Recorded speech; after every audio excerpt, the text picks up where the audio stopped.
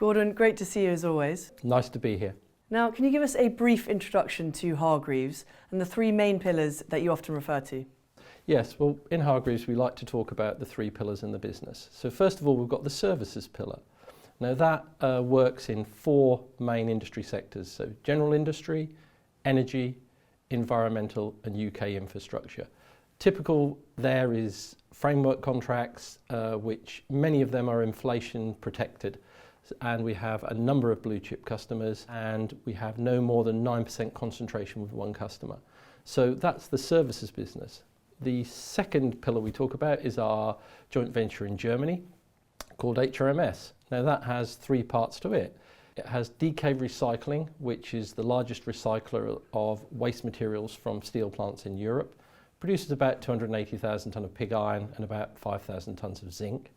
We also have a grinding plant which grinds carbon products to go into the cement industry and into steelworks as well. And then finally we have the trading business. So that's those two pillars. The third is our land business.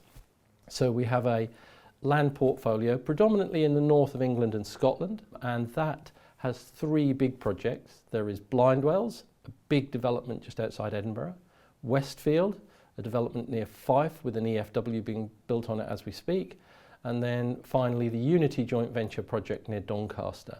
We also have a number of other smaller projects that are in the land business, and also we have renewables in there as well. Now Gordon, tell us about your recent valuation and your realisation plan for your renewables portfolio.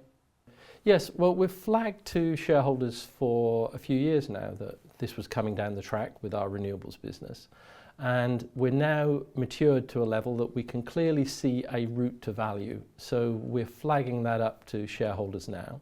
We can see a timeline when we'll be able to turn that into cash, and we've announced very clearly that we're going to return that cash to shareholders. So Gordon, what's been your main driver of growth above market expectations in the period?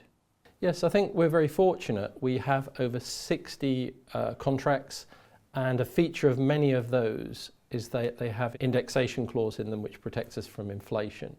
Also as a group we have over 20 million in cash in the bank, so we're protected from that, and that leads us, as you can see, to this increased dividend because we're very confident of the outlook for the business. So finally, looking forward, the outlook of the business looks strong. Well, I suppose if you take the three pillars again, referring to them, in services, we think we're very well positioned to grow our earthworks business. We are a preferred partner with Balfour Beatty for the Lower Thames Crossing. We're also done our first contract for Sizewell, and we're now starting our second contract for them. Relatively small, but we've got our foot in the door, so we think that's very positive. In our land business, we have already secured the sale of our Blindwells next site with proceeds of over 18 million. That should complete in January, so again that's a good outlook.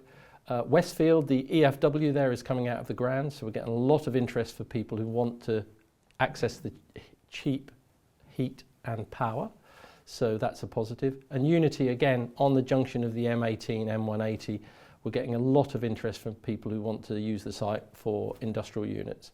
So positive in land.